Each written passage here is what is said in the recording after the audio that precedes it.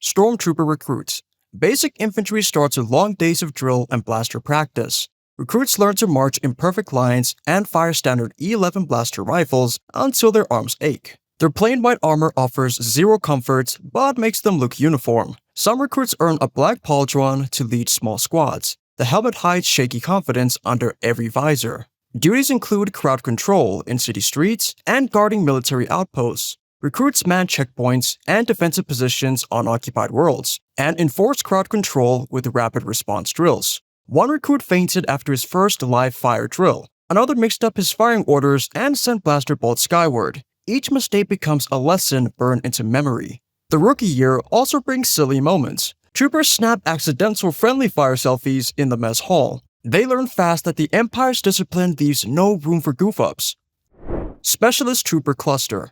Elite units pull from veterans with proven loyalty and skill. Death Troopers are elite Imperial intelligence bodyguards trained in advanced marksmanship and close-quarters combat, wearing black armor to strike fear as shock troops. Purge Troopers, Legends Origin, were once clone-only Jedi hunters. In current canon, they appear briefly in Obi-Wan Kenobi as masked shock troops, with no great temple raid detailed. Shadow Troopers are Legends variants equipped with cloaking field armor, with no on-screen canonical appearance yet. Their pauldron colors reflect rank, black for squad leaders, white for sergeants, and orange for officers. They carry custom gear for high-risk missions. They secure VIPs, hunt down Force users, and run covert ops behind enemy lines. They train in sealed simulators to resist pain and fear.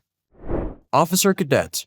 Cadets enter Imperial academies in standardized gray and white training uniforms, complete with code cylinders at their waists. Each day begins with physical drills, inspection formations, and discipline exercises. They spend hours in simulator bays, mastering starship maneuvers. Lectures cover ground tactics and political loyalty. Afternoon drills teach them to file reports without error. Cadets run yeoman errands, ferrying messages across the spired campus. They learn to navigate endless corridors without getting lost. Mess hall lines test their uniform checks.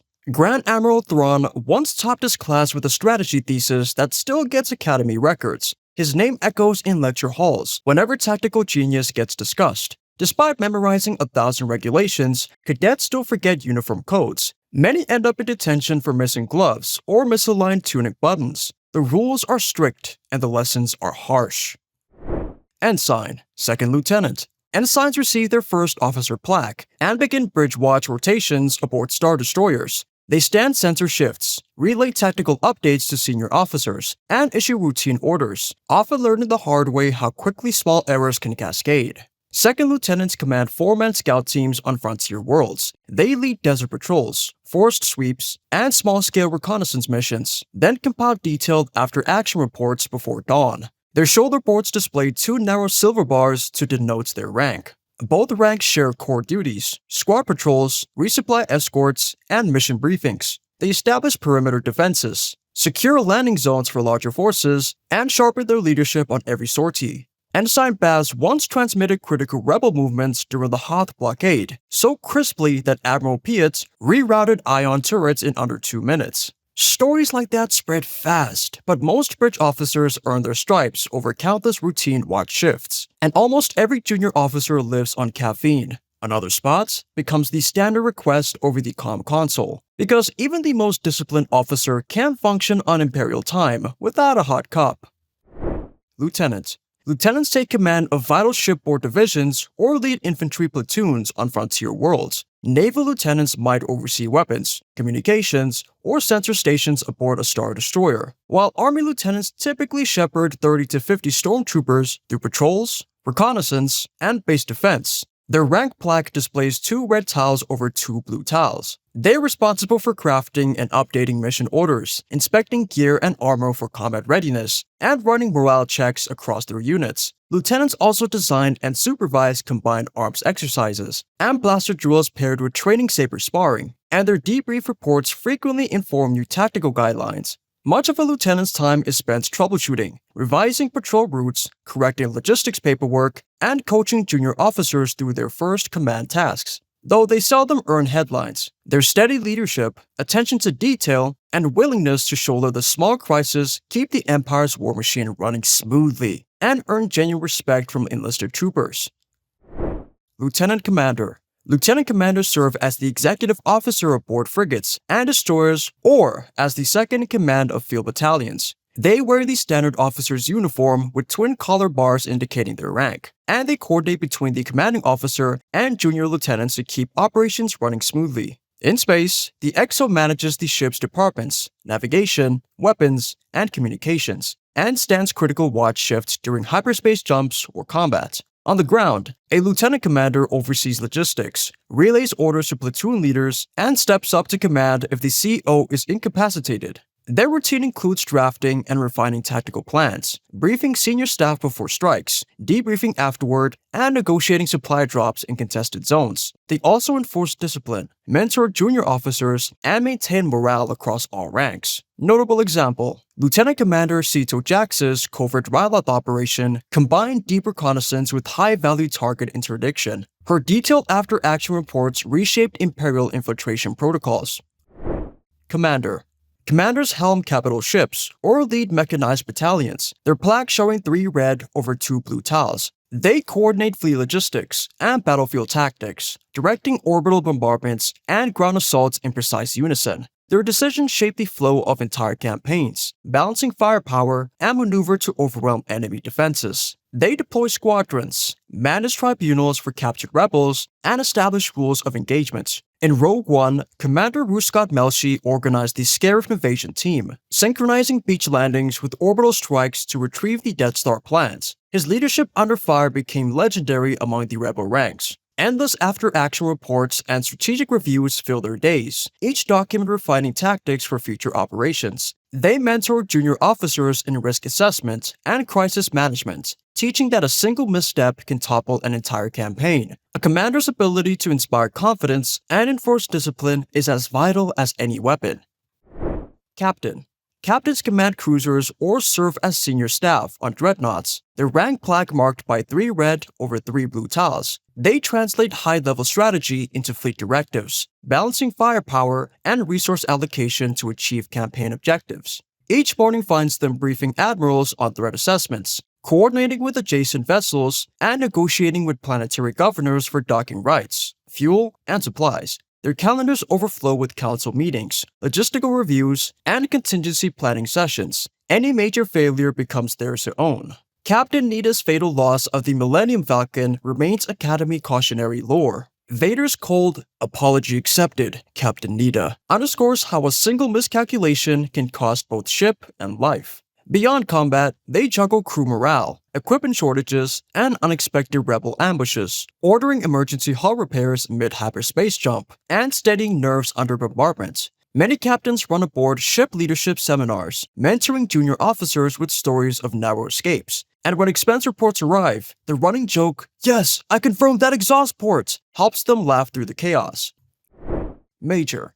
Majors coordinate starfighter wings, logistics hubs, and intelligence operations. Their plaque shows 5 blue tiles in a single row. They lead supply convoys through contested sectors. They run spynet briefings and mid-skirmish morale checks, supervise mixed units on multi-role campaigns, and advise colonels on tactical adjustments. Major Partagas ran Coruscant's ISB headquarters in Andor, deftly balancing covert missions with public security. His knack for mining data made him indispensable. They track shipments of blasters, fuel, rations, and critical spare parts. Late-night calls from frontline commanders are routine. Every field manifest is scrutinized before launch. They oversee encryption teams crafting secure comm codes and brief analysts on emerging rebel threats, juggling satellite feeds and field reports in real time. They joke about having more promotions pending than hours of sleep, yet they know the Empire rewards ruthless efficiency. Survive this tour, and the Colonel's chair awaits. Colonel. Colonels oversee entire regiments and manage sector-wide intelligence networks. Their plaque shows 6 blue tiles in a single row. They enforce sector policies, run tribunal courts, and audit governor reports for compliance. They direct mass troop deployments across the worlds and spearhead propaganda campaigns to maintain public order. Colonel Wolfue Lauren famously organized Death Star security briefings, routine critical intel on rebel infiltrators straight to Vader's command. A colonel's day bleeds together in back-to-back strategy sessions, field inspections, budget approvals for new equipment, and high-profile trial sign-offs. They liaison with Moffs and generals to adjust tactics as sector needs shift, ensuring every trooper meets combat readiness standards. One misjudged order can spark an uprising, so they balance military urgency with political pressure. Their reputations built on ruthless efficiency. Survive a tour as colonel, and a promotion to general is within sight. Moff.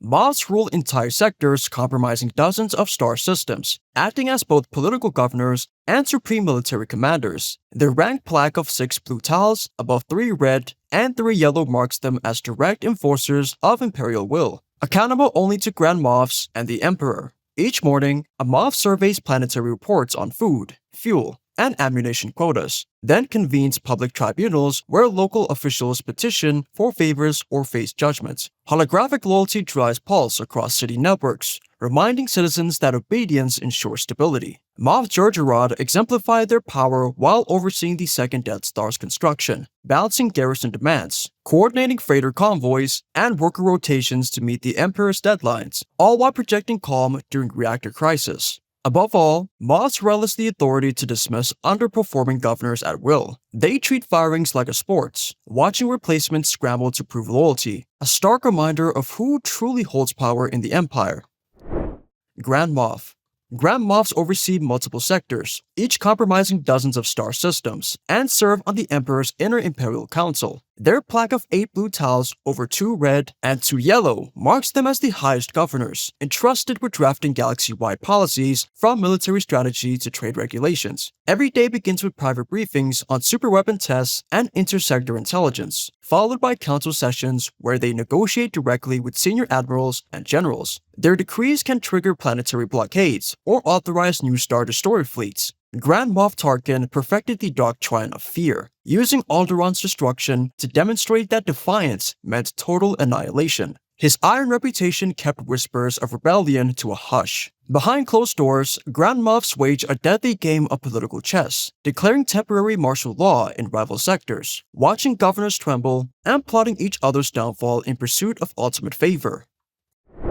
Brigadier General. Brigadier Generals command combined arms brigades of up to 5 regiments, weaving infantry, armor, artillery, and starfighter support into a single force. Each morning, they review synchronized battle plans and assign orbital supports from sector navies, while coordinating with ISB agents to neutralize insurgent cells before the first shot is fired. Their single-star plaque marks them as the critical link between field officers and high command. They preside over officer tribunals, approve campaign budgets, and oversee grueling training exercises that test unit cohesion under fire. Brigadier General Conroy pioneered exhaustive combined arms drills, perfecting the timing that transforms disparate units into a disciplined, seamless fighting force. Outside the briefing rooms, Brigadier Generals issue and rescind endless orders, with their favorite refrain, "Check your comm logs." The red tape they enforce can be as relentless as any battlefield barrage. Major General.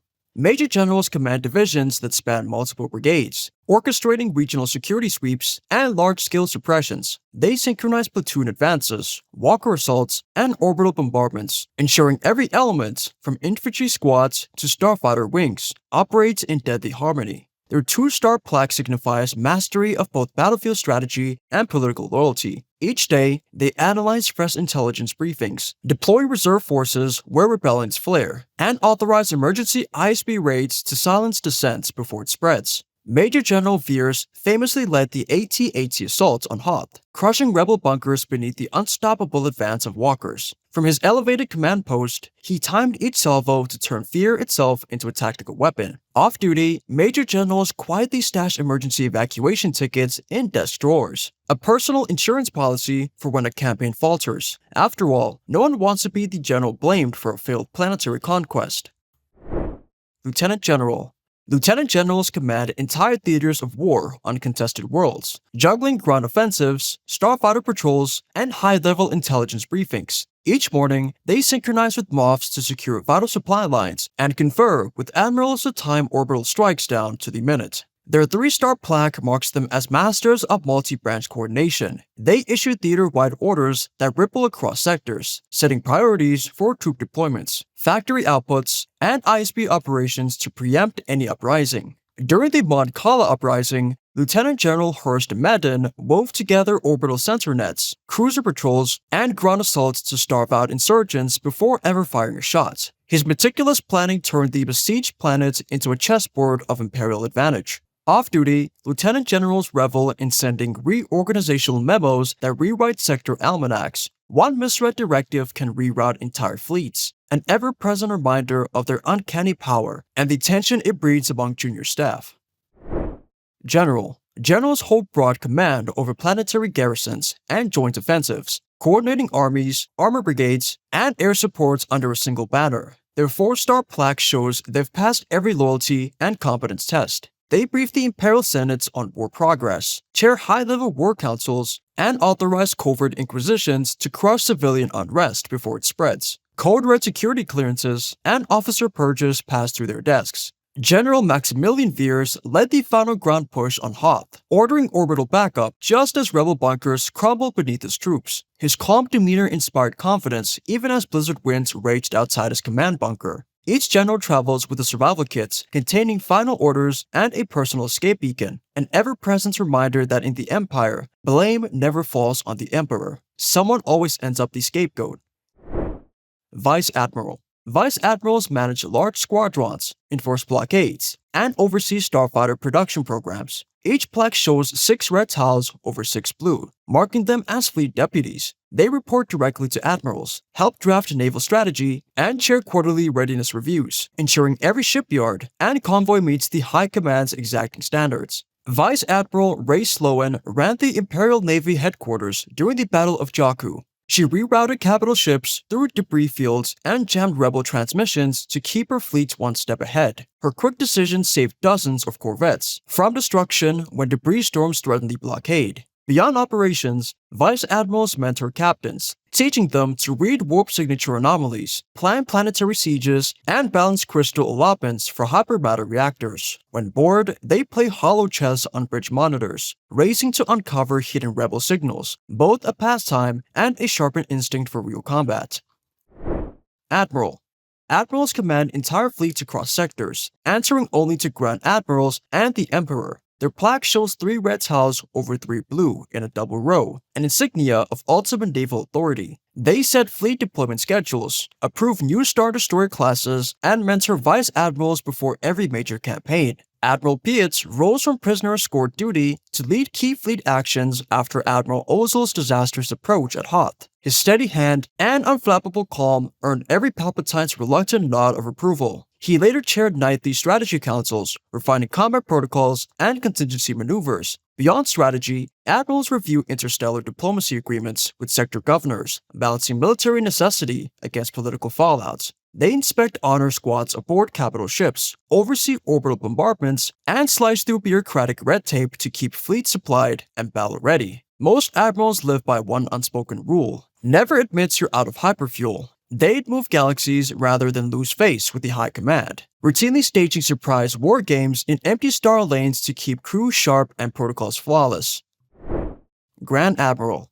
Grand Admirals wear pristine white uniforms as icons of supreme naval power. Only 12 serve at any time, each personally chosen by the Emperor for tactical genius and absolute loyalty. Their plaque shows 6 blue tiles over 3 red and 3 yellow, a seal of unquestioned authority. They command the Emperor's private fleets and oversee cross-branch campaigns from secret admiralty chambers. It's their duty to monitor lesser admirals for signs of ambition and reassign or purge anyone who falls out of favor. Their word can redeploy entire Star Destroyer squadrons in an instant. Thrawn's maneuvers with the Chiss fleet remain textbook case studies. He outthought enemies by respecting their culture and anticipating moves no one else saw coming. Grand Admirals also secure rare resources, negotiate with Imperial governors, and host exclusive wargame sessions in the Emperor's private holodeck. Nicknamed the White Knights of the Dark Side, they spend more time spotdusting their uniforms than any strategy meeting because, in their world, appearance is as much a weapon as firepower.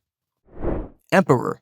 The Emperor stands above every other rank, the sole arbiter of Imperial policy, promotions, and punishments. No rank plaque can match his authority. His whispered decree can topple governors, elevate Grand Admirals, or summon the Red Guards, crimson armored sentinels who patrol the throne room and ensure no one ever catches him off guard. He wields absolute power over Senate debates, turning them into his personal hologame. Every vote and every bill flows from his will. His mastery of the dark side of the Force, amplified by a secret network of Inquisitors, makes rebellion all but unthinkable. When Palpatine orchestrated the Jedi Purge, it was over in a single stroke. Apprentices slain before they knew they were targets. In Imperial Council meetings, a vote of no confidence is meaningless. The Emperor writes the vote, counts the ballots, and seals the chamber doors. His reign is the embodiment of unchallenged, iron-fisted rule. Which Imperial rank would you dread facing? And which would you secretly want on your resume? Drop your pick below, and may your fictional rise stay mercifully bloodless.